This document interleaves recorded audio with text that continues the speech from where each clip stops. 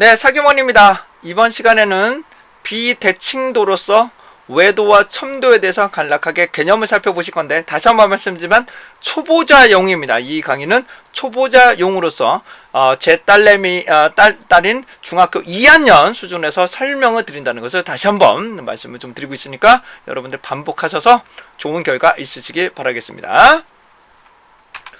자, 우선 비대칭도에 대해서 살펴보시겠습니다. 이제 대칭하냐, 좌측, 우측에 해당 부분의 대칭 정도를 살펴보는 것을 우리는 외도라고 봅니다. 외도라고 보게 되는데, 우선은 정규 분포가 돼야지만 우리는 외도라는 것을 살펴보실 수 있는데, 정규 분포의 분포를 보기 위해서 우리는 양적인 자료여야 됩니다. 결론적으로 질적인 자료라면 우리는 외도라는 것을 구해서는 안 된다는 것입니다. 정령 자료에서도 다시 양적 자료만 외도와 첨도를 구하는 것이지, 질적인 자료나 비정령 자료에서는 외도와 첨도를 구하서는 안 됩니다. 그 의미가 다르기 때문입니다.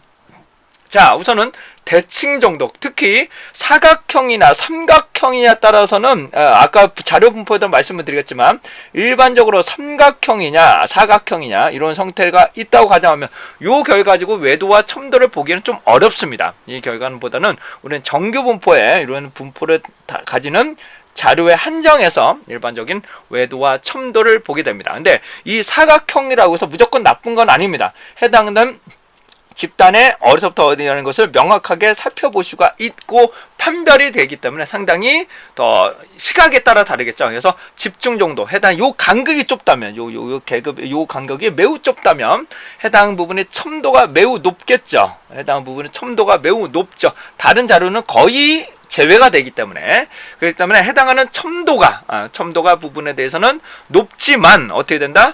이것도 첨도 외도 구할 수는 있겠네요. 예, 삼각형과 사각형도 첨도와 외도는 구할 수는 있지만 해당하는 부분은 기본적으로 우리는 해당되는 정규 분포를 기본적으로 많이 살펴보게 됩니다. 자, 삼각형과 사각형도 외도와 첨도에 대해서도 한번 설명을 드리도록 하겠습니다. 자, 그런데 이렇게 해당되는 이렇게 집중되어 있다면 어떻게 되나요? 한쪽에 쏠려 있지는 것도 아니고 첨도가 매우 높다라고 보실 수가 있겠죠. 뾰족할 첨이니까요. 우선 외도라는 것은 먼저 자료가 기울은 정도를 보게 되는데, 이 사각형과 삼각형은 외도를 해당 부분이 한쪽에 쏠려 있진 않죠. 좌우 대칭이 돼버리니까. 그래서 외도가 0이 돼버리는 것을 우리는 외도라고 보실 수가 있게 되겠네요. 삼각형과 사각형일 경우는요. 근데 정규 분포 역시 해당하는 부분이 좌우 대칭이 되는 거겠죠. 정규 분포 역시 좌우 대칭의 분포를 띠고 있다라는 것을 보실 수가 있게 되겠습니다. 그래서 정규 분포는 평균, 중앙값, 최빈값이 동일한 위치를 가지게 되는 것이고요. 자, 자료를 보시게 되면 이렇게 자료가 있다고 가정을 하게 되면, 이런 분포를 띈다고 가정하게 되면 자료는 오른쪽에 몰려 있는 거죠. 얘는 자료가 왼쪽에 몰려 있는 거죠. 가운데를 기준으로 평균보다는 가운데를 기준으로 오른쪽에 자료가 몰려 있고, 얘는 왼쪽에 자료들이 몰려 있다라고 보시면 되시겠습니다. 자, 그렇게 이렇게 느려트려진 것을 우리는 꼬리라고 합니다. 자, 이렇게 느려트려진 것들을 꼬리라고 하는데, 이 꼬리가 왼쪽에 있느냐 오른쪽에 있느냐에 따라서 양의 외도냐 음의 외도를 볼 건데, 우선 꼬리가 왼쪽에 있으면 음의 외도, 꼬리가 오른쪽에 있으면 양의 외도로 보셔야 됩니다. 다시 오른쪽에 있으면 양의 외도, 이렇게 왼쪽에 있으면 음의 외도가 됩니다. 자, 양의 외도라면 꼬리가 오른쪽에 있다면 여기가 극단값이 존재한다는 거죠. 소수의 극단값이 존재한다는 거죠. 그렇기 때문에 어떤다? 평균값이 높아질 수밖에 없습니다. 다시 한 번에 뭐라고요? 해당하는 부분이 양의 외도라면 꼬리가 오른쪽에 늘어뜨려지기 때문에 어떻게 된다? 오른쪽에 자료에 극단값이 있으므로 평균값이 높아지겠죠. 네.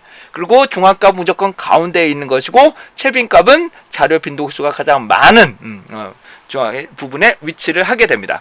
이에 반해서 음의 외도라는 것은 왼쪽에 꼬리가 있는 것을 말하기 때문에, 이 왼쪽에 자료가 있다는 것은 작은 값이 존재하므로 자료에서 평균값이 가장 낮은 값을 가지게 되는 것이겠죠. 왜냐하면 작은 극단값이 있기 때문에 평균값이 낮아지겠죠. 그 다음에 중앙값 무조건 가운데, 채빈값이 가장 큰 위치를 가지게 되겠죠. 왜냐하면 기본적으로 빈도수가 가장 많은 곳에 여기에 채빈값이 있을 가능성이 확률적으로 가장 많기 때문이라고 생각하셔도 됩니다. 자, 그래서 기울어진 정도를 볼 건데, 얘는 비대칭도라서 기울어진 정도를 볼 건데, 평균과 채빈값을 선을 그립니다. 다시요, 평균과 채빈값을 선을 그립니다. 다시요, 평균과 채빈값을 선을 그립니다. 그렇게 되면 여러분들이 운전대라고 가정해 보겠습니다. 여러분들 운전대라고 가정하게 되면 이렇게 된다는 것은 이 운전대가 이렇게 가야 되겠죠. 그래서 좌회전이 되겠죠. 좌회전이 되는 거죠. 좌회전. 그렇기 때문에 얘는 좌측으로 기울어진다라고 보시면 될 것 같고요. 채빈값과 평균의 선을 그리면 운전대라고 생각을 하시면 오른쪽으로 가는 거죠. 이렇게 오른쪽으로 해당 부분이 오른쪽으로 이렇게 기울어진다고 보시면 되겠죠. 다시요. 운전대를 기준으로 이렇게 기울어져야 되겠죠. 이렇게 기울어지게 되겠죠. 오른쪽으로 됩니다. 이거 잘 이해를 못 하시는 분들이 많으신데 다시 설명드릴게요. 다시. 자, 평균과 채빈값을 선을 그립니다. 그렇다면 운전을 한다고 볼 때 다시 뭐라고요? 왼쪽으로 가는 거죠. 이렇게 왼쪽 방향으로 가는 거죠. 이렇게 왼쪽으로 가야 되기 때문에 얘는 좌측으로 기울어지는 겁니다. 좌측 몸쪽으로 이렇게 기울어지는 거고, 얘는 오른쪽으로 나오기 때문에 못한다. 오른쪽으로 기울어졌다. 오른쪽으로 기울었다라고 보시면 되시겠습니다. 자, 해당하는 부분에서 왼쪽으로 기울었냐, 오른쪽으로 기울었냐. 그 다음에 해당들은 이쪽은 오른쪽의 봉우리, 이쪽은 왼쪽의 봉우리이기 때문에 우봉, 좌봉이라고도 합니다. 그래서 해당하는 부분은 암기하지 마시고 외도라는 것은 왼쪽으로 기울었냐 오른쪽으로 기울어졌냐, 이거는 해당하는 부분 운전이라고 생각하시면 돼요. 아마 자전거 운전이라고 생각하셔도 되겠죠. 자전거 운전이라고 좌회전 우회전도 보시면 되시겠습니다. 다시요. 이거는 어떻게 된다? 운전대 다시 한번요. 여러분 자전거를 탄다고 할 때 얘는 왼쪽, 다시요. 얘는 왼손, 얘는 오른손이라고 가정하게 되면 어떻게 될까요? 이렇게 되는 거죠. 이렇게. 그렇기 때문에 좌회전으로 가는 거죠. 좌회전. 그 다음에 왼손을 위로 가고 오른손이 이렇게 된다면 우회전을 되는 거죠. 우회전으로 가는 것이겠죠. 자전거라고 생각하시면. 그래서 오른쪽으로 간다. 이렇게 보시면 되시겠습니다. 이것을 외도라고 보시면 되시겠습니다. 자, 다음은 첨도에 대해서 한번 살펴보도록 하겠습니다. 첨도라는 것은 뾰족할 첨을 말합니다. 뾰족한다. 이거부터 말씀드릴게요. 외도라는 것은 오른쪽에 꼬리가 있기 때문에 꼬리가 오른쪽에 있는 것이죠. 자료들은 왼쪽에 몰려 있는 것이고 오른쪽으로 기울어진다. 이렇게 이해하시면 되시겠습니다. 자, 계속 갑니다. 요거는 보시고 첨도라는 것은 뾰족한 첨을 말합니다. 뾰족하게 나타난 것을 우리는 첨도라고 하는데, 일반적으로 첨도, 표준 정규분포는 중첨, 중간 정도의 첨도를 가진다고 해서 중첨이라고 하고, 첨도가 일반적으로 3이라고 봅니다. 그리고 첨도보다 3보다 크다면 뾰족하다. 뾰족하다라고 해서 급격하다 해서 급첨. 3보다 작으면 우리는 무디다 해서 완만하다 해서 완첨이라고 합니다. 그래서 기본적으로 첨도는 3이 표준 정규분포를 따르게 됩니다. 근데 3으로 하면 사람들이 이해하기가 어렵기 때문에 최종적으로 마이너스 3을 빼서 첨이 0이 되도록 하는 방법도 많이 씁니다. 그래서 그러니까 패키지를 쓰면 첨도가 0이 되면, 다시 첨도가 0 또는 3이 되면 일반적으로 중첨된다라고 봅니다. 첨도는 일반적인 수준이다라고 보실 수가 있게 되겠습니다. 그래서 해당하는 첨도를 계산하는 게 통계 패키지마다 다를 수가, 원칙적으로는 3이 돼야 됩니다. 원칙적으로는 3이 돼야 되지만 3이 되면 헷갈리기 때문에 0으로 되기 위해서 얘를 빼기 3을 하는 경우가 상당히 많습니다. 그렇기 때문에 0 또는 3이 되므로 해당되는 분포를 보시면서 얘가 히스토그램도 보시면서 얘가 중첨인지 첨도가 0이라고 해서 요 부분이 되는지 아닌지를 반드시 판단하시기 바랍니다. 다시요. 0인데 이 분포를 요 3이 되지 요 분포를 되지 않는다 그러면은 해당 부분이 매우 이렇게, 다시 한번요.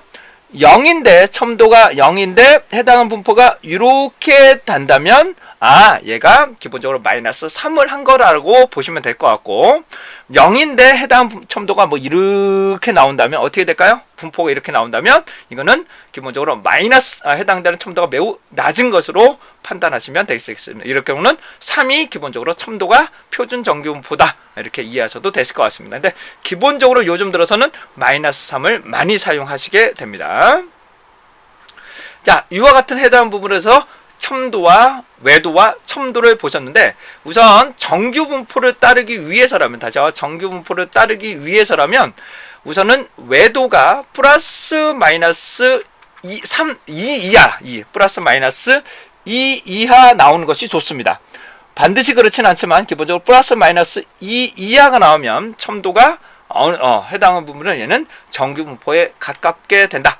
첨도 역시 해당되는 뾰족한 첨이기 때문에 0인지 이거 플러스 3인지를 판단을 해 주셔야 됩니다. 그래서 만약 해당되는 엑셀인 경우는 기본적으로 0이 SPSS도 아마 0일 거예요. 0이라면 일반 정규 분포에 가깝다. 이렇게 보시면 되실 것 같아요. 그래서 0에 가깝게 된다면 우리는 첨도가 0에 가깝다면 해당 부분이 정규 분포에 가까운 분포를 띈다라고 보실 수가 있게 됩니다. 그래서 외도도 플러스 마이너스 2 정도, 그 다음에 첨도도 0에 가깝게 된다면 우리는 얘는 정규 분포에 근접해지고 있다 라고 판단하실 수가 있게 되겠습니다.